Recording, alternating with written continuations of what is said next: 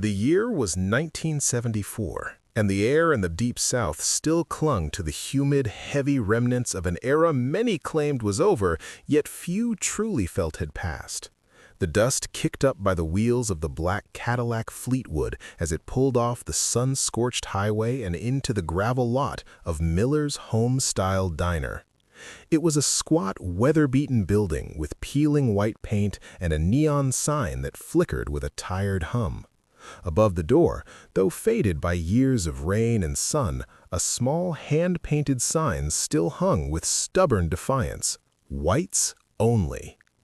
Inside, the diner was quiet, save for the low drone of a ceiling fan and the occasional clink of a coffee cup. Silas Miller, a man whose face was a roadmap of hard winters and deep-seated prejudices, stood behind the counter, wiping a grease-stained rag over the same spot he'd cleaned 1,000 times. He didn't look up when the door creaked open. He didn't look up when the bell chimed. He only looked up when a shadow, larger and more imposing than any he had seen in years, fell across his counter, blotting out the harsh afternoon sun. There stood Muhammad Ali. He wasn't wearing his boxing trunks or his championship belt. He was dressed in a crisp, dark suit that seemed to radiate a quiet, regal power. He stood 6'3", his shoulders broad enough to fill the doorway, his eyes bright with a mixture of mischief and unshakable resolve. Beside him stood a few members of his entourage, looking nervous, their eyes darting to the whites only sign, and then back to the man they called the greatest. The diner went silent. A fork hit a ceramic plate with a sharp clack. Silas Miller froze, his rag mid-swipe. He looked at Ali, the man who had just reclaimed the world title in the Rumble in the Jungle, the man whose face was on every television screen from New York to Kinshasa, and his jaw tightened. To Silas, Ali wasn't a hero. He wasn't a legend. He was a challenge to the only world Silas knew. "You're in the wrong place, boy," Silas rasped, his voice like grinding gravel. He didn't call him champ. He didn't call him Ali. He chose a word meant to diminish, but Ali only smiled, a slow, dazzling grin that didn't reach his eyes, which remained fixed on Silas with the intensity of a man staring down an opponent in the 15th round. The silence that followed Silas Miller's words was not empty. It was heavy, suffocating, and charged with the electricity of a coming storm. The few patrons in the booths, mostly local farmers with sun-reddened necks and tired eyes, stopped chewing. They stared at the back of the tall, dark-skinned man in the expensive suit, wondering if they were about to witness a riot or a miracle. The air-conditioning unit in the corner groaned and rattled, struggling against the sweltering heat that seemed to seep through the very floorboards of the diner. Muhammad Ali did not flinch. He did not pull back his shoulders or raise his fists. Instead, he leaned forward, placing his large, calloused hands that had leveled giants and moved the world, flat on the Formica countertop. The movement was slow, deliberate, and hypnotic. He looked at Silas, not with the anger the cook expected, but with a terrifyingly calm curiosity. "I heard the food here was the best in the county," Ali said. His voice was a smooth, melodic baritone that seemed to vibrate the glassware on the shelves. It was the voice of a man who was used to being heard by millions, yet he spoke as if Silas was the only person on earth.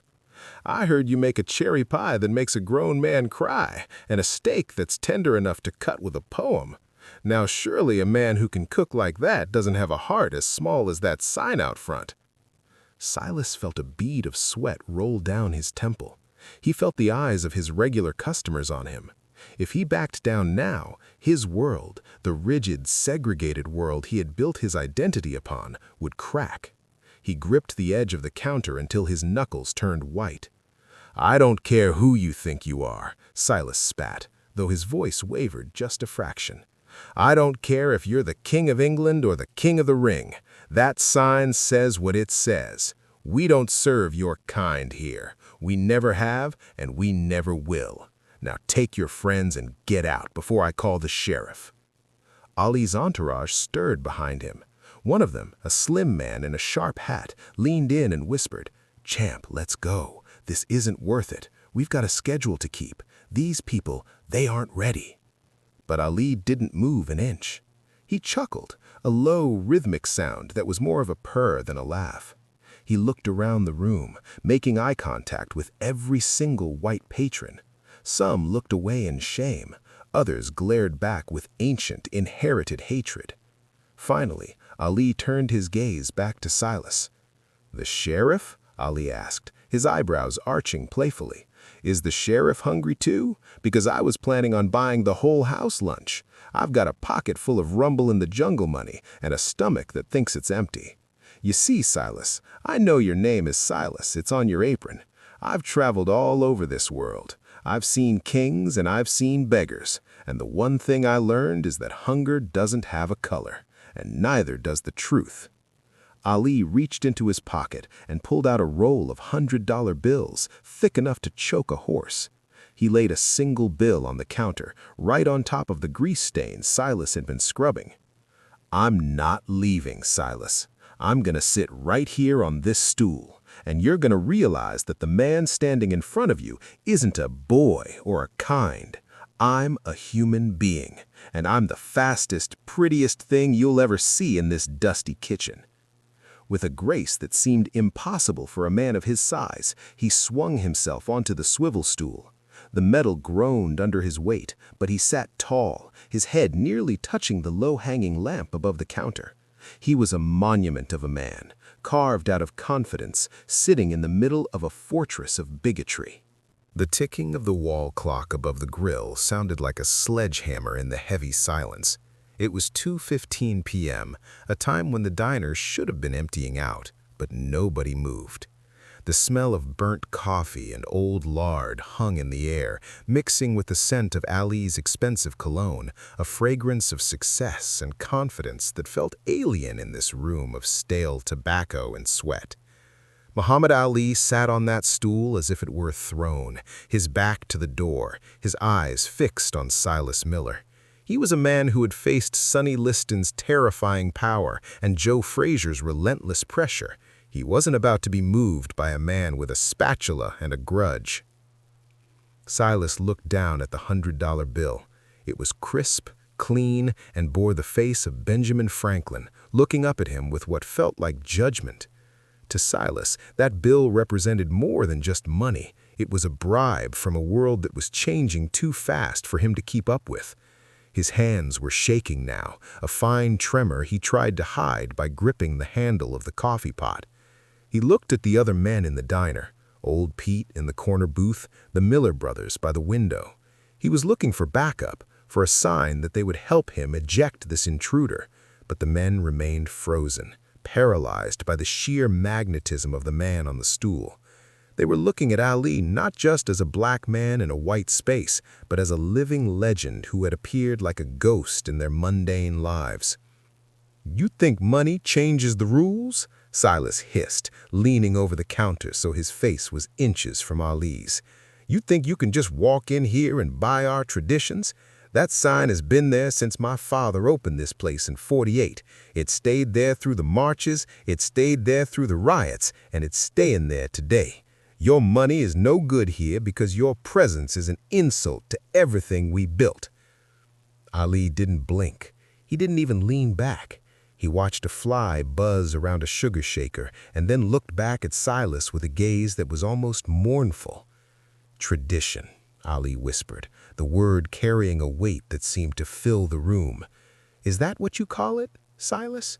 A tradition that requires you to hate a man you've never met isn't a tradition, it's a prison. You're standing behind that counter thinking you're the guard, but from where I'm sitting, you're the one in the cage. You're trapped by a piece of wood and some white paint." Ali began to rhyme, his voice taking on that famous rhythmic cadence that had captivated the world's media. "You got your pots and you got your pans, you got your rules and your whites-only plans, but the world is spinning, Silas, and it's spinning fast. The future is here, and it's gonna bury your past. I didn't come here to fight you with my fists. I've done enough of that. I came here to see if you're as brave as you think you are. Are you brave enough to serve a man who is free?" The tension was a physical thing, a wire pulled so tight it was humming. One of the farmers, a man named Henderson who had lost a finger to a harvester years ago, stood up slowly. His heavy boots crunched on the floor. He walked toward the counter, his face unreadable. Ali's entourage stepped forward, their bodies tensing, anticipating a brawl. The air felt thick enough to choke on. Henderson stopped 3 feet from Ali. He looked at the champion, then at Silas, and then back at the man who had just conquered the world in Zaire. For a moment, it felt as though the history of the entire country was balanced on a knife's edge in that greasy diner. Would there be blood on the floor, or would the walls finally start to crumble? Silas gripped his rag so hard his knuckles turned purple, waiting for Henderson to make the first move, waiting for the spark that would set the room on fire.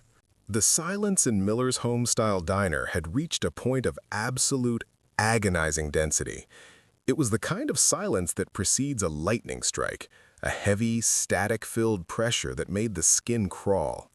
Henderson, the weather-beaten farmer with the missing finger, stood like a statue between the door and the counter. His shadow stretched long across the checkered linoleum floor, overlapping with the shadow of Muhammad Ali. To the men watching from the booths, it felt as though time itself had suffered a stroke and stopped dead. Silas Miller's heart hammered against his ribs like a trapped bird. He was waiting for Henderson to say the words, to give the signal to haul this outsider out into the gravel.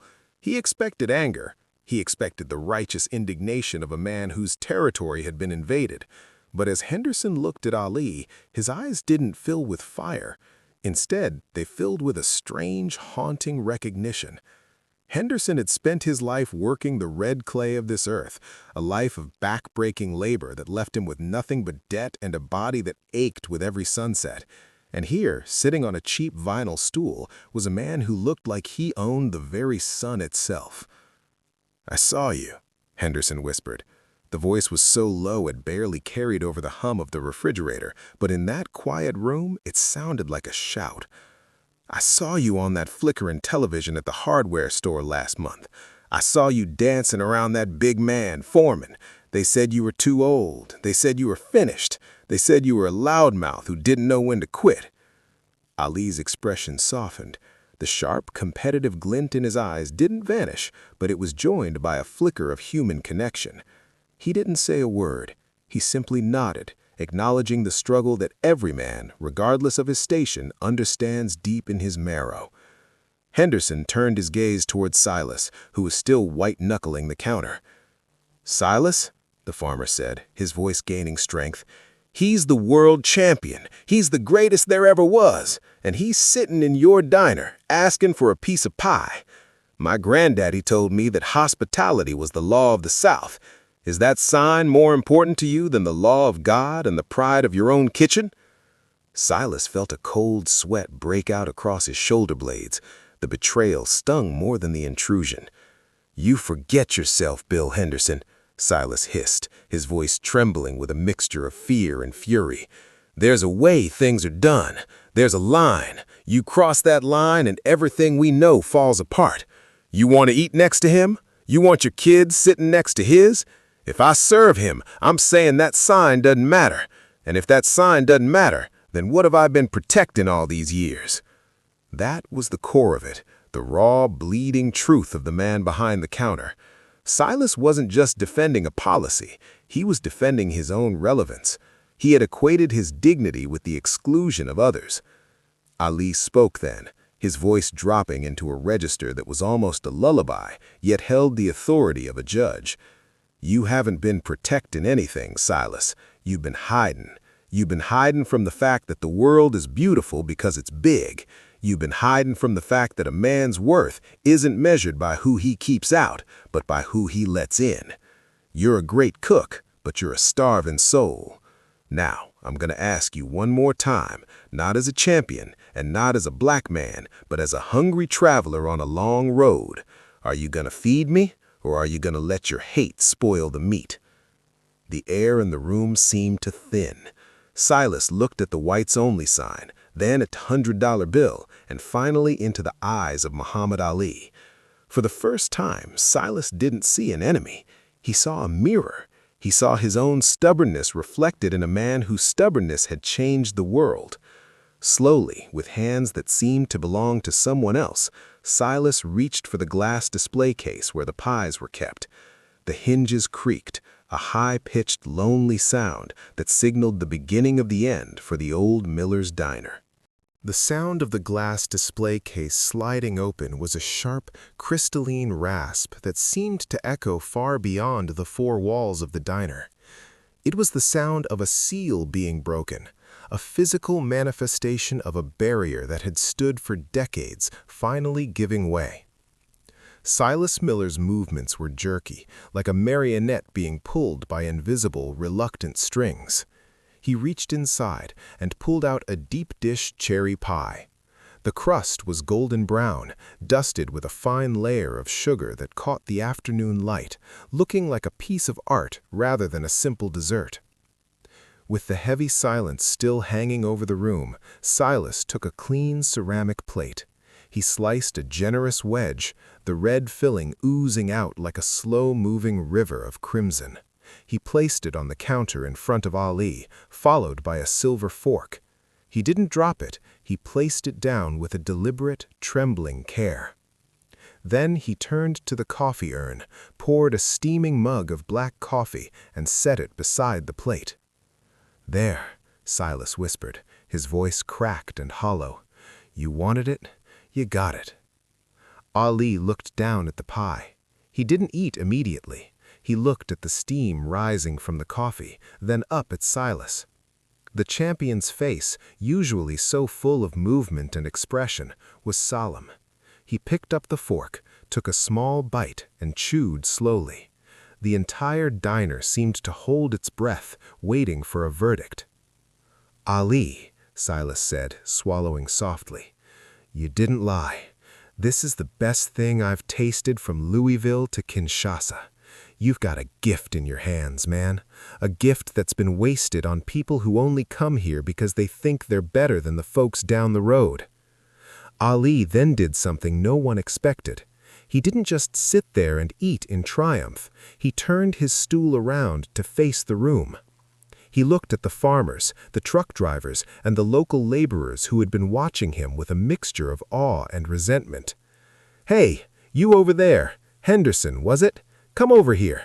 Silas just broke his own heart to serve me this pie. The least you can do is come sit next to a legend so you can tell your grandkids you shared a counter with the man who shook up the world." Henderson hesitated.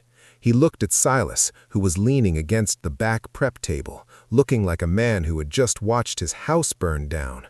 But then something strange happened. Henderson moved. He didn't just walk over, he pulled up the stool right next to Ali.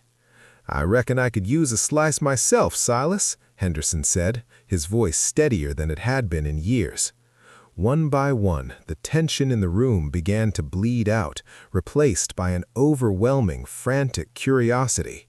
It was as if a dam had burst. The whites-only sign was still there, hanging above the door, but it had lost its magic. It was just a piece of wood now. It had no power to stop the gravity of Muhammad Ali. Silas stood behind the counter, paralyzed. He watched the unthinkable happen. His diner, his sanctuary of segregation, was turning into a press conference, a town hall, and a celebration all at once. He saw Henderson laughing at something Ali said. He saw another man, a younger mechanic, edging closer to ask about the phantom punch. But the change in Silas wasn't a happy one, not yet. He felt a deep, burning shame. He felt like a traitor to his father, to his neighbors, and to himself. He felt the world he understood dissolving into a blur of color and noise that he wasn't prepared to handle. He looked at Ali, who was now holding court, and for a split second he felt a wave of pure, unadulterated hatred. He didn't hate Ali for being black. He hated him for being so effortlessly right. Ali noticed. Between bites of pie and jokes about Joe Frazier, Ali kept his eyes on the man behind the counter. He saw the struggle in Silas's eyes, the war between an old identity and a new reality. Ali knew that the pie was just the beginning. The real fight hadn't even started yet. The atmosphere inside Miller's home-style diner had just begun to thaw when the heavy, rhythmic thud of a cruiser's door closing echoed from the parking lot. Through the dust-streaked windows, the familiar white and green patrol car of the county sheriff sat idling, its engine a low, predatory growl. The sunlight glinted off the polished chrome of the light bar. Inside, the laughter died instantly. Henderson's hand froze halfway to his mouth. The younger mechanic pulled his stool back, the metal screeching against the floor like a warning cry. The door swung open, and Sheriff Grady Vance stepped inside. He was a man who wore his authority like armor, his tan uniform pressed so sharply it looked like it could cut glass. He took off his aviator sunglasses, revealing eyes that had seen decades of enforced order. He didn't look at the farmers. He didn't look at Silas. His eyes locked onto the broad, dark-suited back of the man sitting at the center of the counter. "Silas," the sheriff said, his voice cold and devoid of greeting. "I got a call from someone passing by. Said there was some commotion. Said the rules of this establishment were being overlooked. I looked at that sign on my way in, and I see it's still hanging. So I'm wondering why I see a man sitting where he shouldn't be." Silas looked up, his face a mask of conflict. This was the moment he had expected, the moment the law arrived to restore the world he knew. But as he looked at the sheriff and then at the empty plate of pie in front of Ali, something shifted in Silas's gut. The shame he felt earlier was still there, but it was being eclipsed by a strange new sensation, a flicker of independence. Ali didn't wait for Silas to speak. He stood up, turning slowly to face the sheriff. The height difference was negligible, but the presence difference was astronomical. Ali stood with his chin tucked slightly, his eyes boring into the sheriff with the same focus he used to study a fighter's lead jab. "Sheriff," Ali said, his voice dropping to a low, resonant rumble, "you're just in time.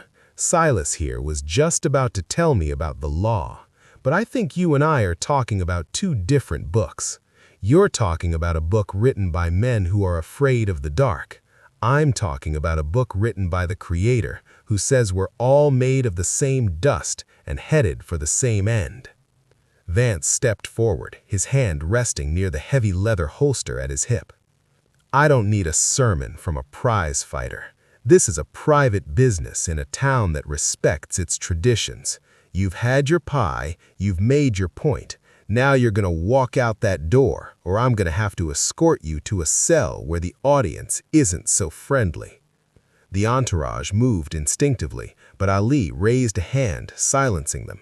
He stepped closer to the sheriff, moving into the man's personal space, a move that usually prompted a violent response, but Ali's calm was so absolute it acted as a vacuum, sucking the aggression out of the room. "You want to arrest the world heavyweight champion for eating a piece of cherry pie?" Ali asked, a small, mocking smile playing at the corners of his mouth. "Go ahead. Call the newspapers, call the television crews in Atlanta and Memphis. Tell them Sheriff Grady Vance is the man who handcuffed Muhammad Ali because he couldn't handle the sight of a black man with a silver fork. You'll be famous, Sheriff, but you won't be a hero. You'll just be the man who tried to stop the tide with a tin star." The sheriff's face flushed a deep, angry purple. He looked around the room, expecting the men of his town to stand with him, but the farmers were looking at their boots. Henderson was looking at Silas, and Silas was looking at the sheriff as if he were seeing him for the first time. "He's a paying customer, Grady," Silas said. Suddenly, the words were quiet, but they hit the room like a thunderclap. The sheriff spun around, his eyes wide with betrayal. "What did you say, Silas?" "I said he's a customer," Silas repeated, his voice growing stronger, fueled by a sudden, inexplicable rush of adrenaline. "He paid, he ate, and he didn't cause no trouble. Maybe it's time we stop calling you every time someone walks in who doesn't look like us. Maybe that sign out front has been lying to us for 20 years." The sheriff stood frozen, caught between his duty to an old system and the sudden collapse of his support. He looked at Ali, who stood like a mountain of bronze, and then at Silas, the man he had known since childhood. The world was changing, and it had just arrived at Miller's Diner in a black Cadillac. The sheriff's hand remained frozen near his holster, his fingers twitching with a nervous energy that betrayed his outward stoicism. For 20 years, Grady Vance had been the undisputed arbiter of the social order in this county. His word was the boundary, his badge was the fence. But as he stood in the dim, grease-scented air of the diner, looking from the defiant Silas to the immovable Muhammad Ali, he felt the foundation of his authority turning into quicksand. The silence was no longer a sign of respect. It was the silence of a town waiting for him to fail. "You're making a mistake, Silas," the sheriff hissed, his voice trembling with a cocktail of rage and disbelief. "You open this door today, you can never close it again. You'll lose your regulars, you'll lose your standing. You'll be the man who turned his back on his own kind for $100 bill and some fancy talk from a city boy." Ali stepped forward again, his shadow now completely engulfing the sheriff. He didn't use his size to intimidate, he used his presence to educate. "He isn't turning his back on his kind, Sheriff. He's turning his face toward his neighbors. You think you're protecting this town? You're just keeping it in the dark. You're like a man who stays in a cold house because he's afraid of the fire. Well, the fire is here, and it's beautiful." Ali reached into his jacket pocket and pulled out a weathered, folded photograph. He didn't show it to the room. He held it out specifically for Silas and the sheriff to see. In the photo, a much younger Silas Miller stood in front of this very diner, and beside him was a black man in a mechanic's uniform. They were both smiling, holding up a string of fish. The room went deathly quiet. Silas gasped, his hand flying to his mouth. Where did you get that?" "A woman in Louisville," Ali said, softly, his voice devoid of his usual bravado. "She's old now, and her eyes are failing, but she remembers. She told me that back in the late 50s, before the laws got meaner and the hearts got harder, there was a man named Silas who didn't care about signs. She told me that her husband, Joe, used to sit in the back of this kitchen and share coffee with you every morning before the sun came up. She told me you were friends. And then, one day, the sign went up and the friendship went down." Silas sank onto a stool, his face ghostly pale. The memory hit him like a physical blow, a forgotten version of himself, a man who hadn't yet been poisoned by the expectations of a segregated society. He looked at the photo, then at his own rough, aged hands. He had spent decades trying to be the man the town expected him to be, burying the man he actually was. "I didn't stop here by accident, Silas," Ali said, his voice echoing with a profound, soulful weight. "I don't do anything by accident. I heard there was a man in this town who had a good heart that had gone to sleep. I came here to wake you up. I didn't come for the pie, though I'm glad I had it. I came to see if that man in the picture was still alive somewhere inside that apron." The sheriff looked at the photo, then at Ali, and finally at the floor. The political and social structures he defended were built on the idea that these two worlds were never meant to touch, but there it was, proof that they already had. The tradition he was defending was a lie, a recent invention designed to kill a genuine human connection. Vance slowly took his hand away from his belt. He didn't apologize, he wasn't capable of that yet, but he let out a long, shaky breath that sounded like a deflating balloon. He put his sunglasses back on, hiding his eyes. "I got rounds to make, Silas. You do what you want with your own property, but don't expect me to come running next time you've got a problem." As the sheriff turned and walked out, the bell above the door gave one final lonely chime. The cruiser roared to life and sped away, kicking up a cloud of red dust that hung in the air like a ghost. Silas looked at the photo again, a single tear carving a path through the flour and grease on his cheek. He looked at Ali, and for the first time, he didn't see a champion or a black man. He saw a messenger. The departure of the sheriff left a vacuum in the diner, one that was quickly filled by the heavy, labored breathing of Silas Miller. He stood behind the counter, staring at the small, black and white photograph Muhammad Ali had placed there. The image of his younger self, smiling, unburdened, and standing beside a man he had once called a brother, acted as a mirror that reflected a life spent in a self-imposed prison. The silence in the diner was no longer tense, it was expectant. The farmers in the booths were watching Silas, their faces a mixture of confusion and a strange, burgeoning hope. Silas looked up at Ali. The champion was quiet now, his famous wit tucked away, his eyes filled with a compassionate patience. He wasn't pushing, he was waiting. He had provided the spark, but he knew the fire had to be lit by Silas himself. Without a word, Silas walked to the back of the kitchen. The screen door creaked as he stepped into the storage room. The patrons heard the clatter of metal, the shifting of heavy boxes, and then the heavy tread of Silas returning. In his right hand, he carried a heavy, rusted claw hammer. The metal head was pitted with age, the wooden handle darkened by years of sweat. Silas didn't stop at the counter. He walked straight past the stools, past the wide-eyed mechanic, and toward the front door. He pushed the door open, the bell chiming a frantic, rhythmic warning. The afternoon sun hit him full in the face, blinding him for a moment, but he didn't hesitate.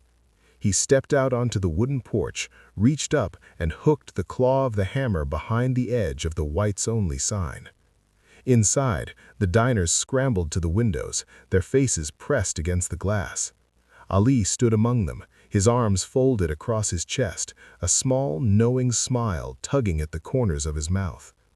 Creak! The sound of the rusted nails protesting was like a scream in the quiet afternoon. Silas leaned his weight into it, his face turning a deep crimson, the veins in his neck bulging like thick cords. He wasn't just pulling down a piece of wood, he was uprooting a legacy of fear. With a final, violent, splintering sound, the wood gave way. The sign flew off the wall and hit the gravel with a dull thud. But Silas wasn't finished. He stepped off the porch and stood over the sign. He raised the hammer high above his head, the sunlight glinting off the iron. Crack! The first blow split the W in half. Crack! The second blow shattered the word only. Silas swung with a primal, rhythmic fury. He swung for the years of silence. He swung for the friend he had turned away. He swung for the shame he had carried like a lead weight in his soul. Dust and splinters flew into the air, coating his boots in the remains of the barrier. When he was done, there was nothing left but jagged white scraps and rusted nails in the red dirt. He stood there, chest heaving, the hammer dangling from a limp hand. The town felt different. The air felt lighter. He looked up to see a crowd beginning to gather across the street, townspeople who had heard the commotion, shopkeepers who had seen the champion's car. They stood in stunned silence, looking at the broken wood at Silas's feet. Ali stepped out onto the porch, followed by Henderson and the others. The champion walked down the steps and stood beside Silas. He didn't say anything at first. He simply reached out and placed a massive hand on Silas's trembling shoulder. It was a gesture of absolution. "You're a heavyweight now, Silas," Ali whispered, loud enough for the gathering crowd to hear. "And look, the sky didn't fall, the sun is still shining, and for the first time in a long time, you can breathe." Silas looked up at the crowd, then at the empty space above his door where the sign used to be. For the first time in 20 years, he didn't feel like a guard. He felt like a man. Word of what had transpired at Miller's home-style diner moved through the small town like a brush fire fueled by a sudden, sharp wind. By the time Silas Miller dropped his hammer into the red dust, the edges of the parking lot were lined with people. They came from the hardware store, the post office, and the surrounding fields, some drawn by the rumors of the world champion's presence, others by the unthinkable news that the whites-only sign had finally fallen. The air was thick with a mixture of shock, whispered judgment, and a quiet, flickering curiosity that had been suppressed for generations. Silas stood on the porch, his chest still heaving from the exertion. He looked out at his neighbors, the people he had known his entire life, and saw them with new eyes. He saw the hesitation in their faces, the way they looked at the splintered wood at his feet as if it were a holy relic that had been desecrated. But then he looked at Allie, who stood beside him like a bronze monument, and Silas felt a strange, cooling calm wash over him. The fear that had dictated his life for 20 years hadn't vanished, but it no longer held the steering wheel. "Silas!" a voice called from the back of the crowd. It was Mayor Higgins, a man whose belly was as wide as his political ambitions. He pushed through the onlookers, his face flushed. "Have you lost your mind, man? You know what this means. You can't just change the way things are because a famous man walked in. There are consequences. There are people who won't stand for this." Allie stepped forward before Silas could respond. He didn't use the booming voice of a promoter. He used the quiet, surgical precision of a teacher. "The only consequence of doing the right thing, Mr. Mayor, is that you finally have to look at yourself in the mirror without flinching." Silas didn't change the town. He just stopped lying to it. Now you can stand out here in the dirt and talk about what people won't stand for, or you can come inside and see what a real community looks like. Allie turned to the crowd, his arms outstretched. "I'm buying. For the next hour, Miller's Diner is the only place in the world where the food is free, the coffee is hot, and the company is the greatest of all time. If you're hungry for the truth, come on in. If you're hungry for hate, the road goes both ways. You can keep on walking." There was a long, agonizing pause. Then, slowly, a young black family who had been watching from the safety of their old truck across the street began to move. They walked toward the diner, their eyes wide with a mixture of terror and wonder. The father held his young son's hand so tightly his knuckles were white. As they reached the porch, the crowd parted, not with a roar, but with a hushed, tentative respect. Silas met them at the door. He felt a lump in his throat that made it hard to swallow. He reached out and held the door open, not just a crack, but wide, pinning it against the wall. "Welcome," Silas said, his voice cracking. "Welcome to Miller's. Sit anywhere you like." The interior of the diner transformed in an instant. The booths that had once been reserved for a specific few were suddenly filled with a kaleidoscope of people. The clatter of plates and the hiss of the grill returned, but the melody had changed. It was no longer the sound of a stagnant room. It was the sound of a living, breathing transformation. Allie moved among the tables, shaking hands, kissing babies, and telling stories that made even the grumpiest old farmers crack a smile. Silas returned to the kitchen, but he wasn't alone. Henderson and the young mechanic followed him, offering to help with the sudden rush. As Silas flipped burgers and dropped fries, he realized that he wasn't just cooking food anymore.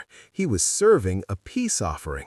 He looked through the order window and saw the black family sitting in the center booth, the young boy eating a slice of that famous cherry pie.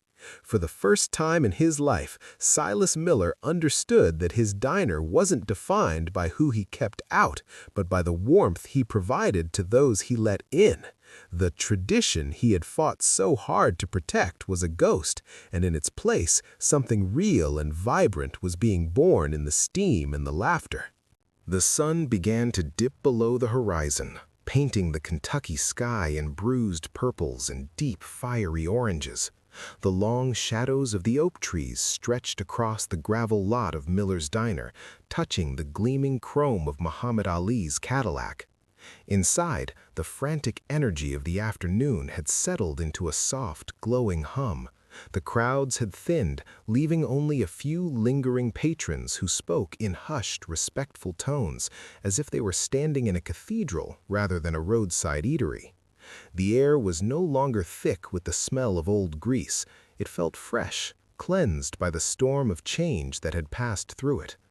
Muhammad Ali stood by the door, his dark suit slightly rumpled from a day of shaking hands and hugging strangers. He looked tired, but his eyes remained bright, the eyes of a man who knew he had won a fight far more important than any held under the bright lights of Madison Square Garden. He turned to Silas Miller, who was leaning against the counter, his apron stained with cherry juice and sweat, his face etched with a fatigue that looked like peace.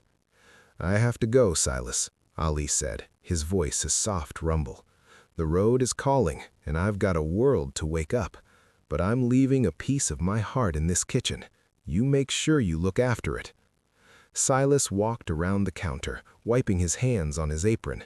He didn't offer a handshake. Instead, he stepped forward and embraced the champion.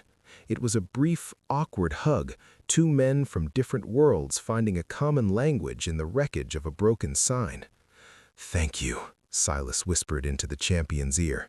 "You didn't just save my business, champ. You saved the man I was supposed to be." Ali pulled back, gave Silas a playful tap on the chin, and winked. "Just remember, Silas, the service better be this good when I come back. I'll be checking." With a final wave to the room, the greatest of all time stepped out into the twilight. The Cadillac roared to life, its red taillights fading into the distance like twin embers until the sound of the engine was swallowed by the crickets and the wind. The years that followed were not easy. There were those in town who never forgave Silas, who walked on the other side of the street and called his diner the traitor's table. There were nights when bricks were thrown through the windows and mornings when Silas found hateful words painted on his door. But Silas never put the sign back up. Every time a window broke, he swept up the glass with a smile, and every time the paint was defaced, he repainted it a brighter, cleaner white. He became a pillar of a different kind of community. The diner became a sanctuary, a place where the town's first integrated meetings were held, where children of all colors sat side by side to do their homework over milkshakes. Eventually, Silas hired Joe's grandson to help him in the kitchen, and together they perfected the cherry pie recipe that had started it all. Decades later, long after Ali had left the ring and the world had mourned his passing, a small plaque was placed near the entrance of the diner. It didn't mention boxing records or world titles. It simply read, "On this spot in 1974, a man named Muhammad Ali walked in hungry and walked out a brother. He taught us that the only thing worth defending is each other." Silas Miller lived to be an old man, and in his final days, he would often sit on the porch in the same spot where the whites only sign once hung. He would look at the diverse crowd inside his diner, listening to the music of clinking forks and shared laughter. He would reach into his pocket and touch a faded, wrinkled photograph of two men holding a string of fish. He knew that Ali hadn't just walked into a diner that day. He had walked into history, and in doing so, he had turned a small, dusty corner of the South into a piece of the Promised Land.